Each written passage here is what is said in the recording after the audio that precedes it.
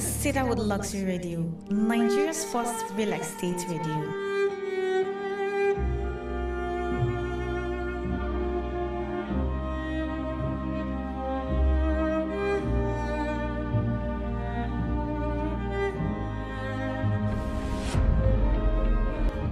Dear esteemed clients and everybody, this is PBOs, Vivian. we want to take a moment to express our deepest gratitude for your unwavering commitment and patronage of Cedarwood Luxury Brands. Your trust in us is the cornerstone of our success, and we are incredibly thankful for your continued support. We are excited to remind you of Cedarwood Luxury Radio, Nigeria's first real estate radio. As a token of our appreciation, we will be celebrating your birthdays live on our radio programs. We encourage you to ask your friends and family to tune in and share in the joy of your special day. Our engaging and insightful programs air every Monday, Wednesday, and Fridays at 10 a.m., 1 p.m., and 4 p.m. From interviews with industry experts to discussions on the latest in real estate, there's something for everyone. We look forward to having you and your loved ones join us on Cedarwood Luxury Online Radio as we continue to bring you exciting and informative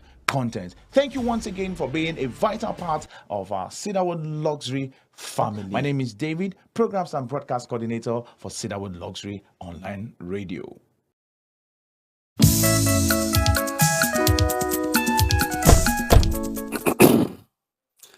Every day, people they do big things, but I no dey gree tell people o. Dem go tell you say, because of how things be, I dey like do things low key.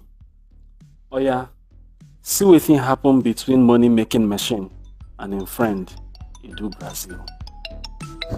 This guy. Alpha. Money making machine. Edu Brazil. Edu Brazil. That's my name. Baba na Alpha now. My brother I did. Swear. Here we are again now. But you said, get what you do, I know like oh. Yes now, I meet one of our guys day before yesterday. He tell me say you don't come here buy them lot of flat. Which one be that? I keep saying you know my guy. I get them plenty. Which one be that? Babylonia Garden City by Cedarwood. I just throw small money for them. I just say. It's well. Like this now, me I want buy like 20 plots. Make I keep for myself. Join me. Money making machine. No, they call me that thing. No, they call you. See what you do me. I know that I'm I know that I'm But meanwhile, make I purchase my own first. I go call you back. Maybe reason. Correct. It's well. I wish my guy. So, Babana. So. Anọkwara na mmiri ka ncha baa gị n'anya o. Mee ngwa debanye aha gị na Billionaire Garden City by Cedarwood nke dị na Ibuzo, Asaba Delta State. Ugbu a.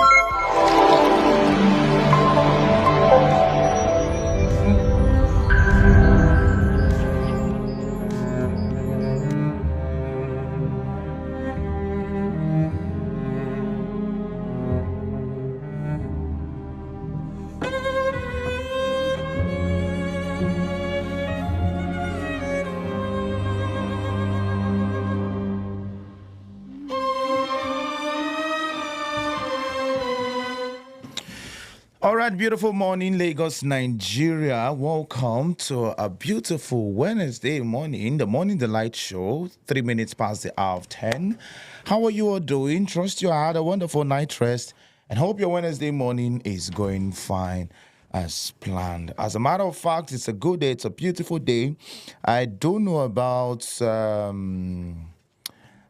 the weather, but as at this morning, when I checked the weather forecast, I'm referring to early hours of today, midnight, it's according to what I discovered or according to what I saw, it's likely to rain today, but I'm not really sure if it's going to rain. And I'm very much, I'm particular, and I'm very much concerned about the fact that I have clothes outside.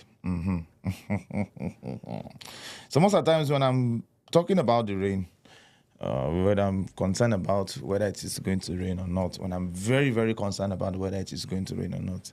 Now, because I wash clothes whenever I drive, we see outside. But all the same, welcome to a new day. Welcome to Wednesday. Welcome to Nigeria's first real estate radio. We come your way every Monday, Wednesday, and Fridays, 10 a.m., 1 p.m., and 4 p.m. with amazing content, amazing programs. If you've been missing any of our programs, you've actually missed a lot.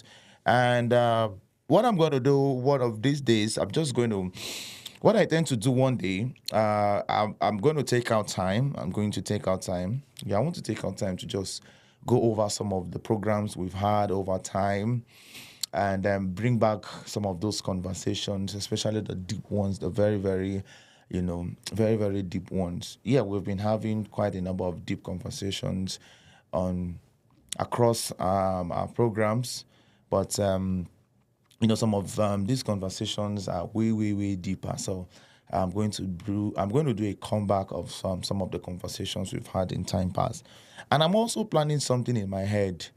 I'm going to need a 4-person, a 3 to 4 person to 3. Did I say 4?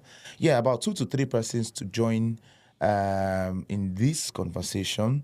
There is a conversation that I'm actually building, but it would require I get about 2 to 3 persons to join, either live in the studio or virtually, in order to do justice to that conversation. It's really, really a deep conversation. It's a deep conversation that I'm looking forward to bringing on the Morning Delight Show one of these days. All right. And also, yes, do not forget to like, to comment, and to share. I think I've forgotten the next thing I actually want to say. I was trying to remember it. But then it's a good day. It's a good day. It's a good day already. Yeah, I'd love to hear from you as always. I'd love to hear from you as always. Let me know where you're watching us live from. Let's know where you can hear us live from. Do not forget, like I said, to like, comment, and share. This morning, so yeah, we all are very much aware of the Nigeria oil sector saga, increase in fuel price, subsidy removal, and all that thing. Yeah, I mean it's more like the biggest conversation on ground. It's what everyone is talking about because that sector really, really affects every other sector, right? So once we've had reduced fuel price, automatically the cost of living will reduce because sellers and buyers would need to transport themselves. So when sellers transport themselves to whatever destination, they pay so amount or whatever amount, and expenditure is being considered when they want to actually or finally sell out their goods or render their services. And for the buyers, for the salary earners and all that thing, you see how very powerful, very, very powerful the Nigerian petroleum sector is. And this morning we want to have a conversation, a video documentary of that very a video documentary that sheds light on or which is shed light now that really talks about the petroleum sector, the Nigerian petroleum sector. Nigeria is Africa's largest oil producer and has been a member of the Organization of Petroleum, a member of petroleum exporting countries since 1971. The Nigerian economy is heavily dependent on the oil sector, which accounts for over 95% of export earnings and about 40% of government revenues. Oil was first discovered in Nigeria in the mid-1950s after decades of fruitless exploration. A joint venture of Shell and BP was the first to discover oil in Nigeria. Over time, the Nigerian sector has actually experienced a lot of I've actually experienced a lot from corruption to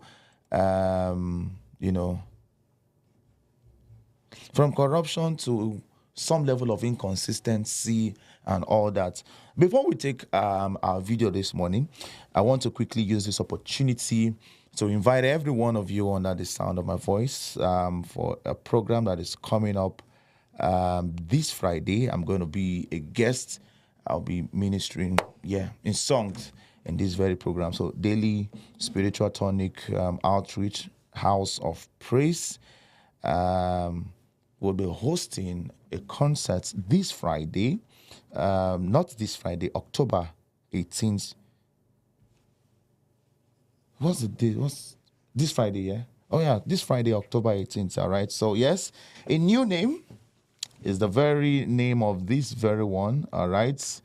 Of ministering, God of Wonders Season 9. So, yes, I'm using this opportunity to invite every one of you to God of Wonders Season 9. And the theme for this very one is a new name. I'll be ministering live at that very, very program. It would be happening starting on the 18th, Friday, which would be the concert, and it will run down to Sunday, 28th of October 2024. So do well to, if you're on the mainland, Ikotun axis especially, you all are invited. And like I said, I'll be a guest for this program, a new name, God of Wonders Season 9, Friday 18th, 9 p.m. prompt. So yes, all right, so quickly, let's take this very one, and then we'll be right back.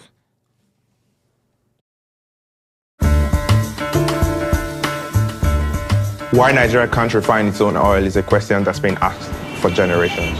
Two hugely important things have changed: refining and subsidy. When the fuel subsidy was removed, there was a kind of panic. We now live on oil, sleep on oil, eat on oil, which is unfortunate. Because of the theft, it has created a scenario where there has been a stifling of investment in the sector. Government should know that we own the oil. If you want to get money, in fact, in Nigeria, you must struggle before you eat.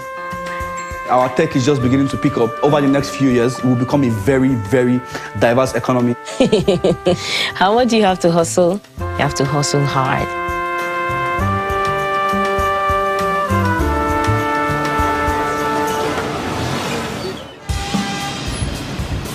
Nigeria has been a big oil producer for decades now, but very little of that oil has been refined. So you have this absurd position where Nigeria pumps oil, sells it abroad, and then re-imports it in the refined products that it needs.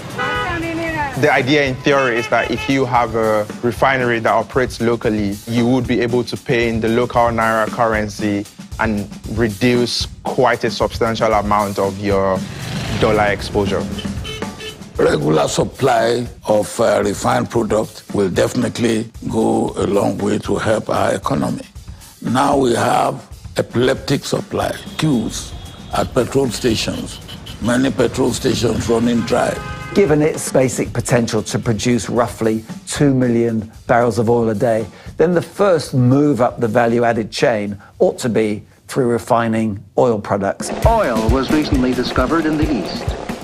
Nigerians are developing their industry with their own research methods and their own hands. Shell and BP found oil in Nigeria in 1956, 4 years before Nigeria got independence from Britain. There was huge hope for Nigeria then, a country of 45 million people. Princess Alexandra handed over control on behalf of the Queen. Now finally free of the shackles of colonialism, with the bonus of having discovered this great resource that could fuel its own economy, make money that could be spent in Nigeria on Nigerians. I believe we made a very, very deadly mistake. We put all our eggs in one basket of oil. We even ignored gas. We were flaring gas, which is a very important commodity. I know many Nigerians who think the worst thing that happened to an independent Nigeria was to discover oil. The currency becomes artificially overvalued, making it very, very difficult to produce and export goods because they're too expensive, and making it very attractive to import goods. So all sorts of Nigerian industries got wiped out. We ignore agriculture, which should have been the centerpiece of our economic development.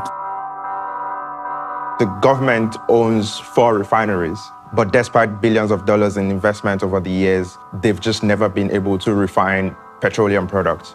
They've broken down, they've run out of spare parts. At best, they've run massively under capacity. And when I was president, I invited Shell and I said, look, come and take equity participation and run our refineries for us. They refused.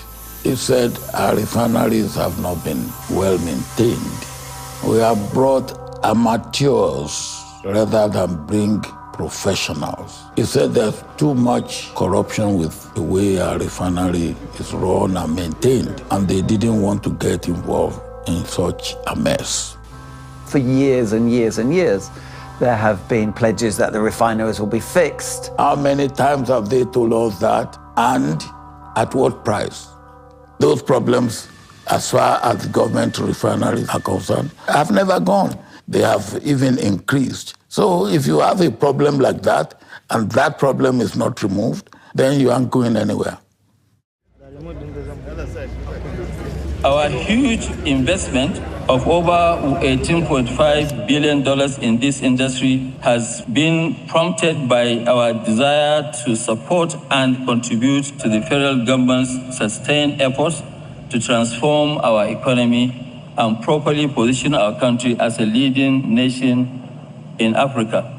The Dangote refinery is a $20 billion project that at its peak is designed to process 650,000 barrels of crude daily. Well, it is a game changer. I think this is not hyperbole. Dangote decided to take on the challenge, so he's building the biggest single train refinery in the world.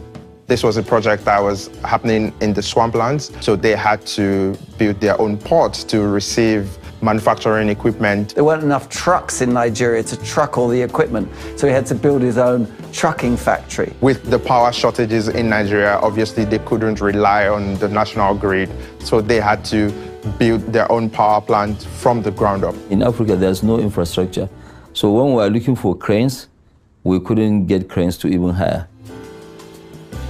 He's had to kind of remake his part of the country, at least even to get it off the drawing boards. When you import things into your country, you are importing poverty, exporting jobs out. So we have to stop it. Alico's investment in refinery, if it goes well, it should encourage both Nigerians and non-Nigerians to invest in Nigeria. I think that the biggest impact is perhaps the most subtle one, which is that all of Nigeria's huge entrepreneurial, educative energies go into basically an arbitrage play, buying and selling crude and refined products. And if they turn their attention to something else that is productive, that creates jobs in Nigeria, that pays more taxes in Nigeria, then of course the Nigerian economy will benefit hugely. So Aliko Dangote is Nigeria's richest businessman. Nigeria's foremost industrialist. He made his fortune on producing simple things. He's a pioneer in the cement manufacturing industry. And now he's moved into refining oil. Depending on who you ask, he is the greatest businessman that Africa, certainly that Nigeria, has ever produced. Thousands of jobs depend on him. He's the biggest taxpayer in Nigeria. And he's broken this curse of Nigeria importing everything. To his detractors, he's a man who's manipulated the government. He's a monopolist. He's rigged the system so that he doesn't have to compete. When the FT interviewed him last year, he was at pains to say that this was the wrong characterization, that he is someone who has built his business from the ground up. But I think whatever you think of him is the most important business person working in Nigeria today. Dangote thinks the refinery will reach 85% capacity by the end of this year. Most people would tell you that that's very optimistic. In December of 2023, the Dangote refinery took delivery of its first 6 million barrels of crude and started test producing aviation fuel and diesel. But it struggled to get a hold of the crude supplies it needs to ramp up production. And so it has turned to suppliers in far-flung places like Brazil and the United States. Dangote has been at odds with the NNPC, short for the Nigerian National Petroleum Corporation. He says they haven't delivered all the crude they were supposed to, and their stake in the project has now been watered down to 7.2%. He has mused openly about walking away from this 20 billion refinery. But we've spoken to people in his camp who say this was just him letting out his frustration, and that should not be taken too seriously. If those who are selling or supplying refined products for Nigeria feel that they will lose the lucrative opportunity, they will also make every effort to get them frustrated. A lot of people who have been making a very good living based on the kind of pickings from this trade, theoretically, much of that could disappear.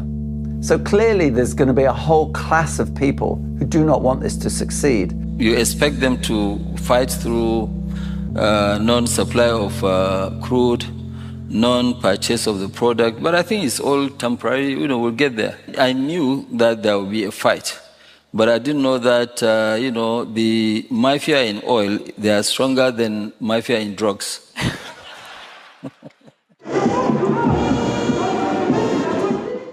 The first subsidy is gone. For years, fuel subsidies have kept fuel prices artificially low, and one of the first acts of this government was to remove the fuel subsidies. So the day that we heard that the government was removing fuel subsidies, that day we had a crisis. The riders couldn't get fuel. Filling stations actually stopped selling fuel, and some increased their prices. So there was a kind of panic. Since yesterday morning, we have been here. Chowdeck is an on-demand delivery platform for Africa. We are currently live in 8 cities in Nigeria today. As at last week, we do over 20,000 deliveries every day now. Sometimes I use a bicycle for my work, sometimes I use a scooter, depending on which one is available to me per time, as well as availability of fuel. We're now investing heavily in hiring more riders that have bicycles, partnering with e-bike companies, and just ensuring that we have non-fuel-based means of delivering orders for our customers. If delivery prices are increased too much, it might turn off people that use the service. They might not want to buy. So that means you using the fuel, you're the one that has to spend more. How long? We deliver food from restaurants, medicines from pharmacies, grocery from supermarkets. People started ordering for those things on Chowdeck because it was actually cheaper to transport those things from the market to their house than them entering bus or public transport to go deliver those items. On a typical day on Chowdeck, I can do 10 orders, sometimes 12. I can make within 8,000 to 10,000. And I've seen a day when I made up to 12,000. There's always crisis to fight every time as a business owner. So I think that's the excitement of trying to build a company in Nigeria. I'm not excited by the crisis. I hope crises don't happen. But when they happen, it just gives us a chance to be resilient and just solve problems as they come, yeah. Yes, I think that we are at a turning point. Two hugely important things have changed: refining and subsidy. Fuel subsidies are part of the national psyche in Nigeria. I think people regard them as the only benefit they've gotten from their oil-rich country.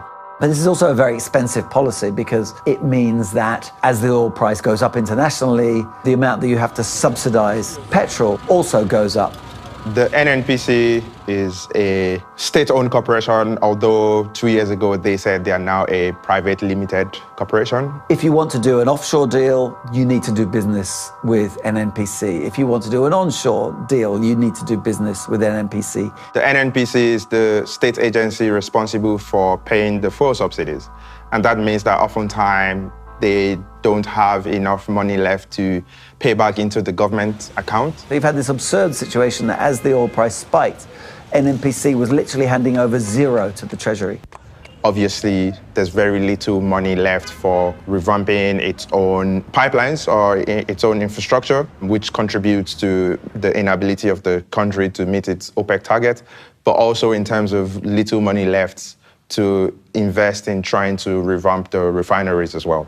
When the fuel subsidies got to a peak of around $10 billion in 2022, there was a sense that Nigeria could no longer afford this, especially because it felt like the government was paying these huge sums at the detriment of other sectors, including health and education, that have very poor outcomes in Nigeria. When Bola Tinubu came in his inaugural speech, he said almost offhandedly, subsidy is gone. Fuel prices skyrocketed. The cost of fuel has obviously driven people into poverty because Nigeria relies on fuel for not just power generation, but also moving goods and services and moving people as well from one part of the country to another. You and I, it was perfect timing. My name is Aramide. I am a singer, songwriter, and guitarist. Been doing music for quite a while. It's my happy place. And we fantasize, I realize. I sing a lot about love and life. It takes them away from what the real problems are. Inflation, no light, everything is expensive. Like, it's depressing enough. You were filling your tank with 20,000 naira before, now you're filling your tank with close to 60,000 naira. The moment we'll have been waiting for.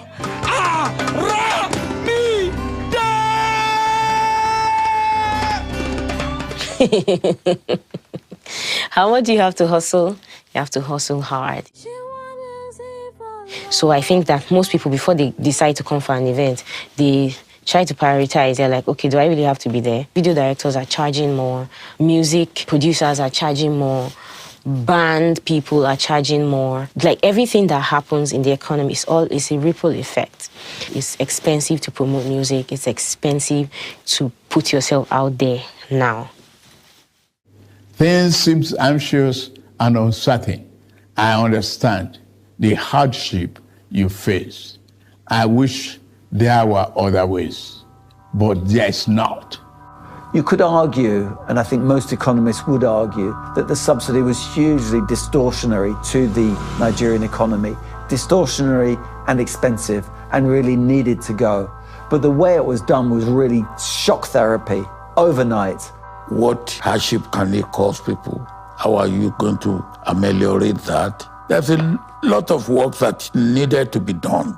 Don't just wake up one morning and say you remove subsidy. The purpose of removing fuel subsidy in Nigeria was to allow the free hand of the market to decide how much petrol would cost per litre. But what we're seeing right now is that there's still some government intervention. The cost of petrol should be more than what it currently costs right now. Because of inflation, the subsidy that we have removed is not gone. It has come back. Some of the major problems with the discovery of oil in Nigeria have come from host communities in the Delta who have often asked what oil has done for them as a community. You know, a very famous protagonist was Ken Saro-Wiwa, who protested specifically against Shell and who said, we are suffering from pollution. Meanwhile, our kids are not going to school. Our other industries are a wreck. And we want a redress. Unfortunately, this happened under a military government who hanged him. In the mid-2000s as well, we saw a movement called the Movement for the Emancipation of the Niger Delta Men that also began agitating for better conditions for people in the Delta. And this led to attacks on oil installations. Oil workers were kidnapped. This is my name. My name is High Chief Solomon Digbara Menesira Baraba, Era 1 of Ogon Lam. Our own area was not kidnapping. We can vandalize the pipe, blow the pipe, anything government, we go obstruct them not to do. My fight was that government should know that we own the oil.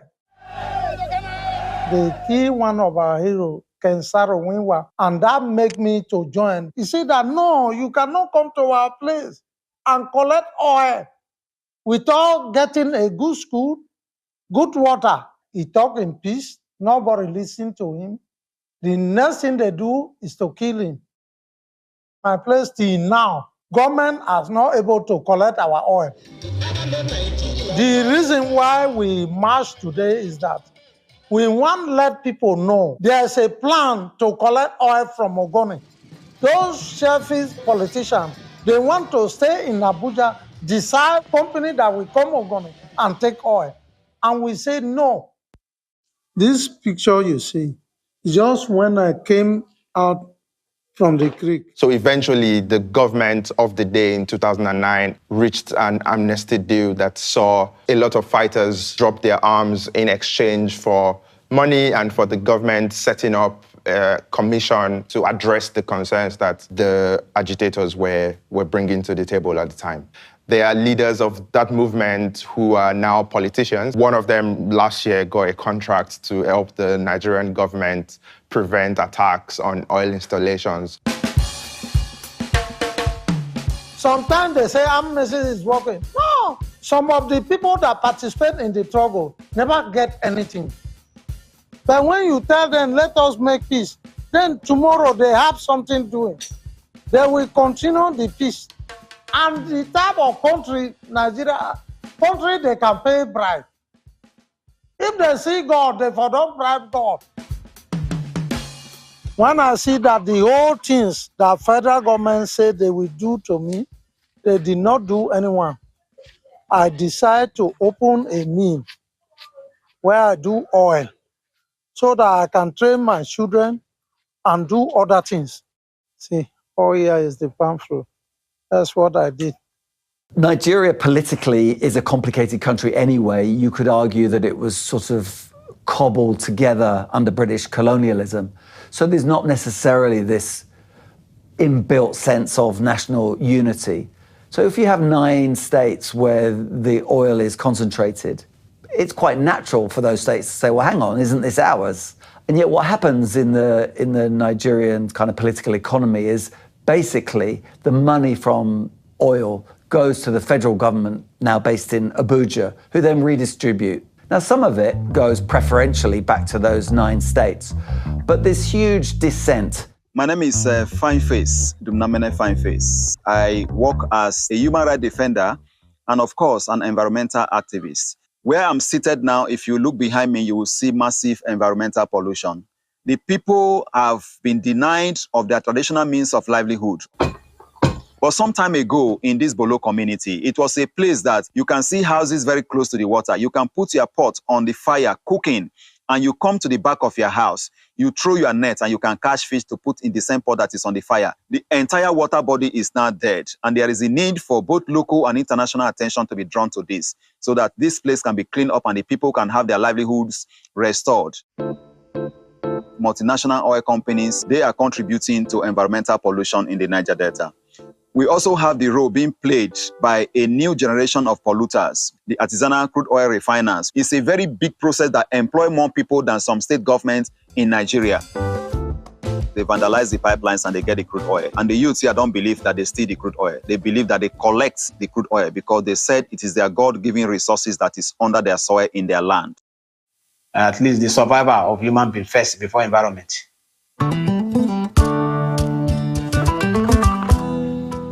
Bonfire is the local language, but it's where we go to a site and tamper with the pipes, federal pipes, and get good to survive. I have worked with the artisanal refinery for 11 years now.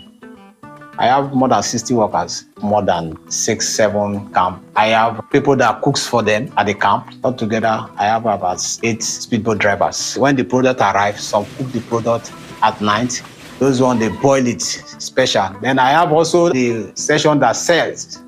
By the grace of God, that is what I've been doing because I have no job. Like this is the product I'm talking about. You can use it for car or generator.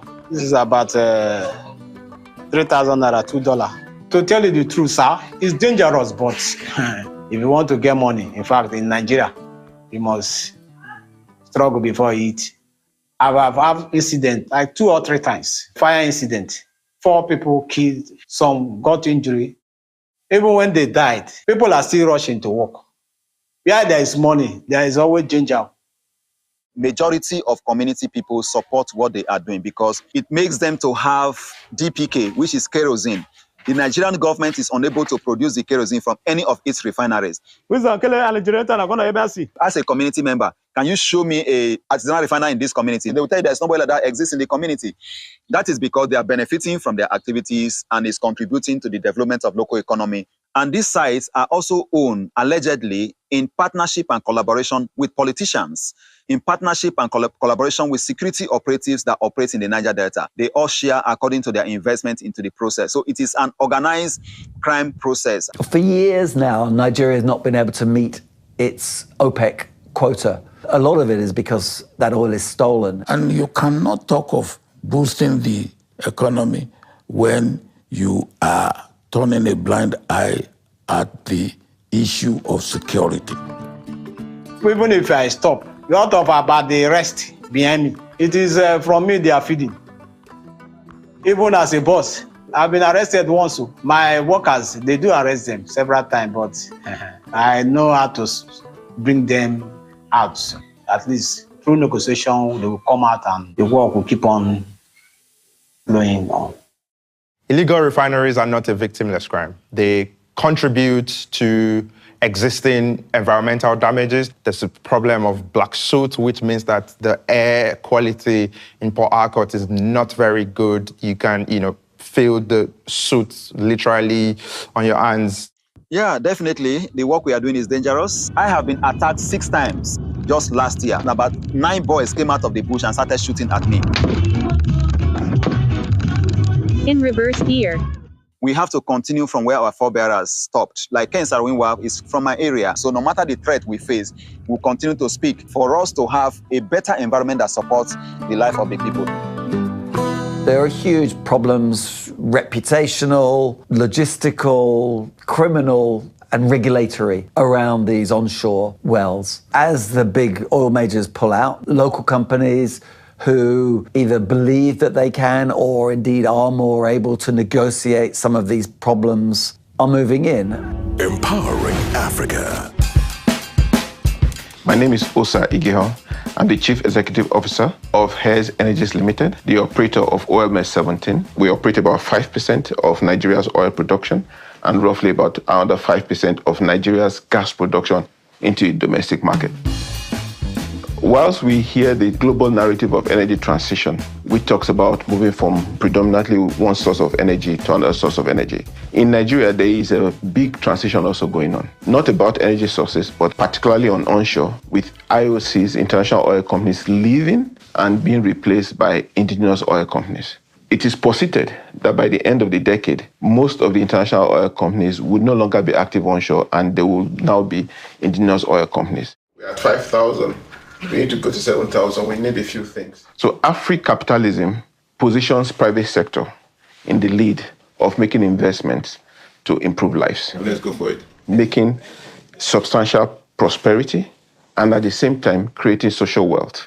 It talks about profits and it talks about impact. The country should be in the position to produce 2 to 2.5 million barrels of oil per day. Today, we are only able to produce somewhere in the range of 1.2 to 1.5 million barrels of oil per day. There are a number of causative factors, but the biggest is the theft. The second challenge is then the point of investment. Because of the theft, it has created a scenario where there has been a stifling of investment in the sector. Thirdly, there is a global push for energy transition that has made getting financing for oil and gas more challenging.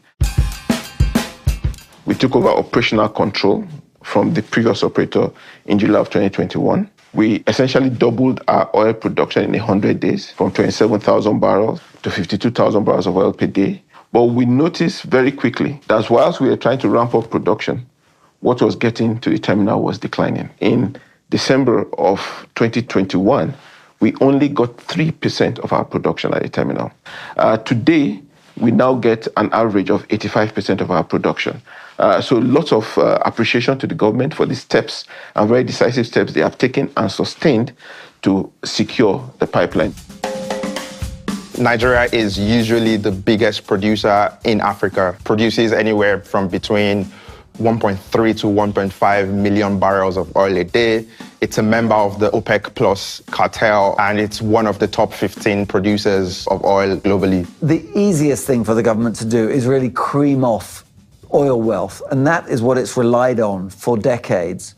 And so it has this outsized role in the Nigerian economy, both in terms of the foreign currency that it generates, because that is basically the sum of Nigerian exports, and in terms of the government revenue.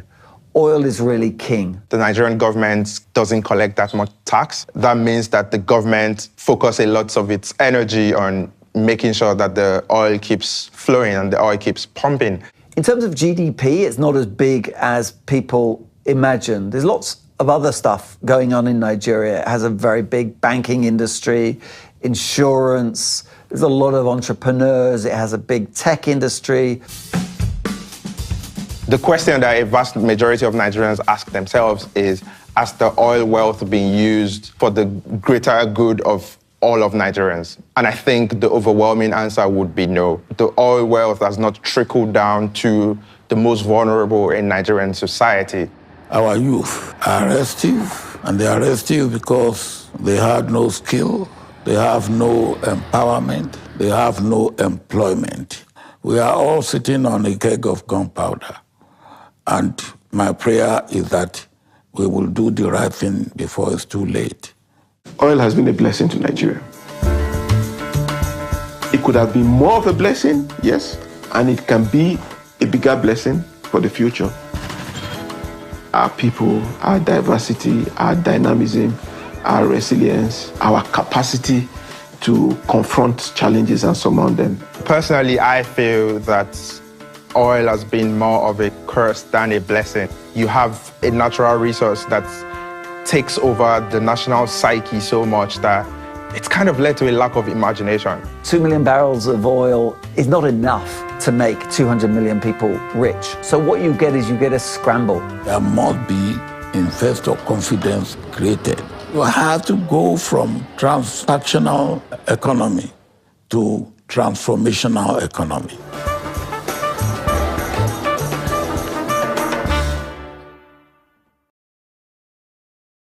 All right, let's take you back to 2020, August 12th, from Premium Times.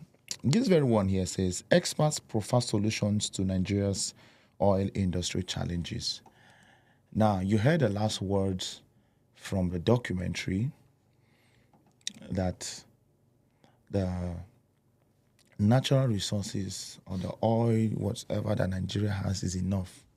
It's good enough to take Nigeria. What we have is good enough to take us to where we ought to be.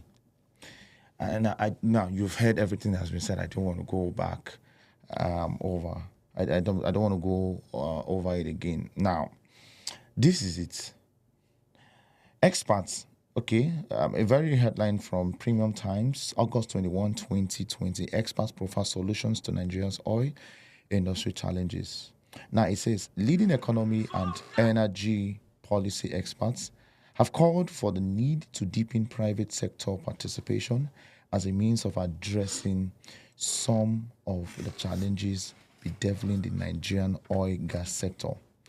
The experts spoke at a webinar put together to address new governance models in the downstream sector of Nigeria's oil and gas industry. The program, sponsored by the Premium Times Center for Investigative Journalism, held on Wednesday. In his submission at the webinar, Doyin Salami, chairman of Nigeria's Economic Advisory Council and former member of the Central Bank of Nigeria's Monetary Policy Committee, called for a conscious effort to develop private sector participation across the value chain. Mr. Salami, a professor, noted that Nigeria operates as an economy that is defined by public ownership and operation of key infrastructure.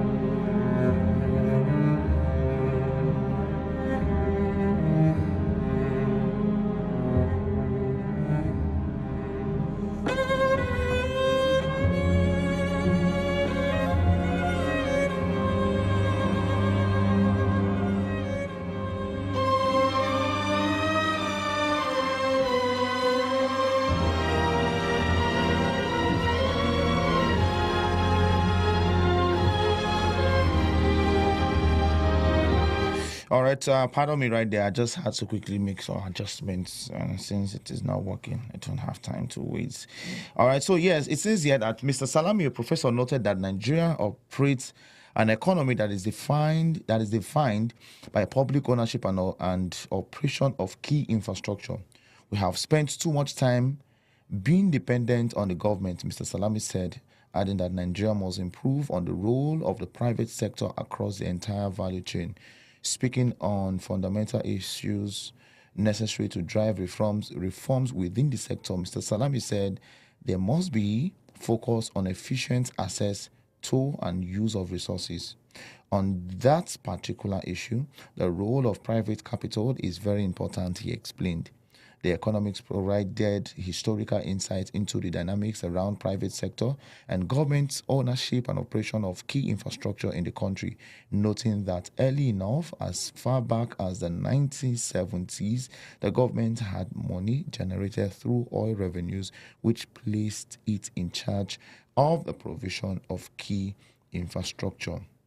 When the private sector came of age, he explained the government had no such financial wherewithal, yet there were reservations around pricing, monopoly, and other key issues associated with private sector participation. He added, however, the fundamentals like technology, models, and other key determining factors have changed, which incentivize the private sector. Markets do fail, he said, but when markets fail or can be seen on the way to failure, when the government is expected to come in, he also debunked a number of myths surrounding private sector participation in key economic activities. Today, we now see major road networks across the globe being built by the private sector. He said there must be a philosophical framework about the role of government, about what the role of government should be. And this should be about whether government or private sector is well placed to do it. He explained further that the role of government is about providing a level playing field in terms of regulation. Hope you're listening to what I'm saying. One on concerns raised about pricing in an industry driven by deep private sector participation, Mr. Salami said Nigeria needs data to ascertain and address the possible concerns. Fuel comes at a cost which may be higher or lower, he said. We need data that is cost relative of Nigeria's reality. Okay. He added, however, that the numbers in which the industry presently operates on are not numbers that would make the private sector thrive. He noted that there could be regulatory mechanisms put in place to check prices issues, adding that what is fundamental is that it must be run as a business. It, which is the industry, should run as a business, which is what makes it sustainable, he says. Now, this goes further to give more insights. Now, from everything, from what I've just read, privatization, regularization, privatization, regularization, and data. Privatization, regularization, and data. We don't have the required data. Even the data that we are having is not as accurate as it should be. We don't have accurate data. Private sector. Now, you all know, of course, the first thing that comes in mind is Dangote refinery. And you see everything that has played out so far. If private sectors would come into play, the government in turn will bring about some level of pricing, regularization in order to not to bring about monopoly in the industry. So the oil sector will continue when things are not done the way it ought to. The private sector in Nigeria will continue to, experience a lot. Like I've said over and over again, they know what to do. I mean, these people in political positions, they know what to do. But the willpower to do it is not just there. The willpower to do is not just there. But we look forward to a Nigeria that, things will become far better than it is now. And we look forward to having, leadership of vision, of understanding, that has the passion, that has the people in mind. We look forward to seeing or having leaders that are willing and ready to do the right thing, the right time, the right way.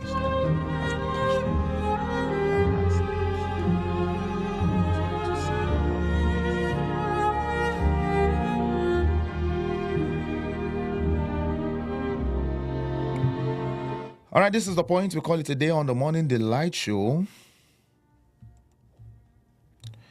But then, once again, I want to, as a reminder, I want to use this opportunity to invite every one of you to the 4th church anniversary of Daily Tonic Right Up 9 years celebration. All right. So, according to what I have here, Daily Spiritual Tonic Outreach House of Praise, God of Wonders Season 9, themed a new name. Friday 18th, Praise Night, 10:30 p.m. Sunday 28th, anniversary 11 a.m. Reverend and Mrs. Rita and Apostle Michael Okikiola, aka Holy Ghost Koboko, is the very host for this event. Do not forget, all roads Friday 18th. Leads to 16 Wale Godo Street off Liasu Road, opposite King's Filling Station, Ikotun, Lagos. I'll be a guest for this. I'll be ministering in songs. I'll be one of the guests for this very, very event. Yeah. God of Wonders Season 9, a new name, Friday 18, 2024. Do not forget to join us again at 1 p.m. And this time around, we'll be having a Real Estate in Nigeria program. God bless you all and see you all again. Hello, everyone. My name is David, Programs and Broadcast Coordinator for Cedarwood Luxury Online Radio. Would you love to feature on any of the Cedarwood Luxury Online Radio program? Do well to reach out to us via the number right there on the screen, irrespective of who you are, what you are, where you are, and what you do. The Cedarwood Luxury Online platform is available and open to every one of you out there. So if you love to feature on any of our Cedarwood Luxury Online Radio programs, do well to reach out to us via the WhatsApp number right there on the screen, and boom, you'll be in the studio to speak with us. Do well to reach out to us now.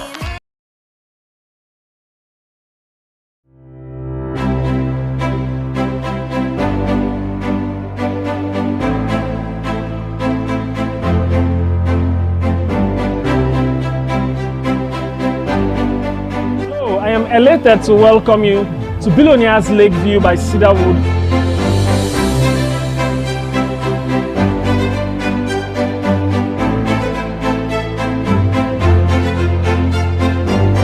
Billionaires Lakeview by Cedarwood is yet another thematic estate by your favorite brand P1 Plus. And as its name implies, Billionaires Lakeview by Cedarwood has an expansive artificial lake.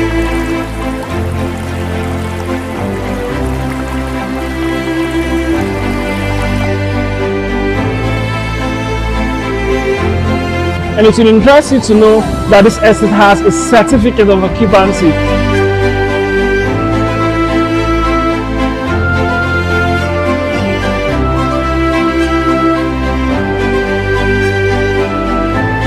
And of course, you need not worry about your own security, and because this estate has a beautiful perimeter fencing and other features.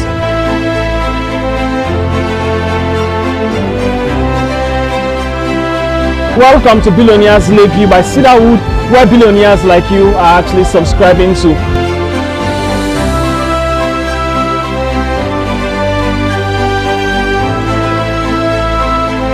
Because Billionaires Lakeview by Cedarwood is a low-density estate, we implore you to actually hurry and acquire your own parcel of land here before you hear the word sold out. Thank you.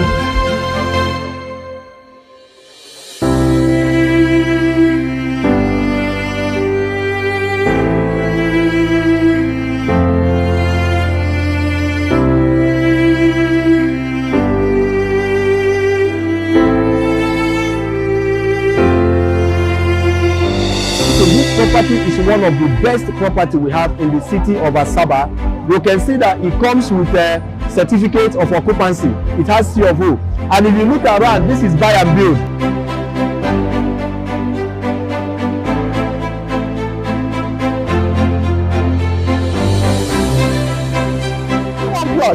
We are known as the luxury brand, and that is why we are bringing to you the poshest kind of development in this estate.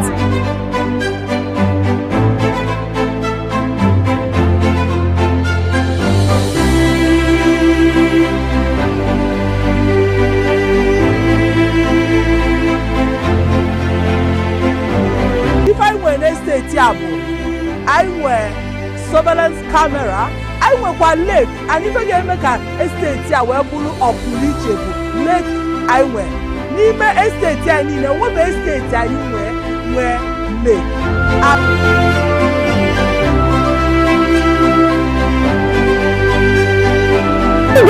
Wow! This is Julius. Everybody when about this estate, they lose.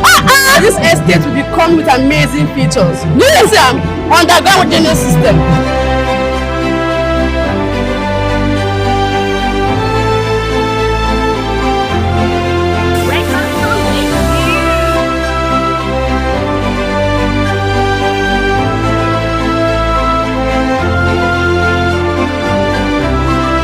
Guys, welcome to Billionaire Lakeview Estate here in Edogashi, Asaba.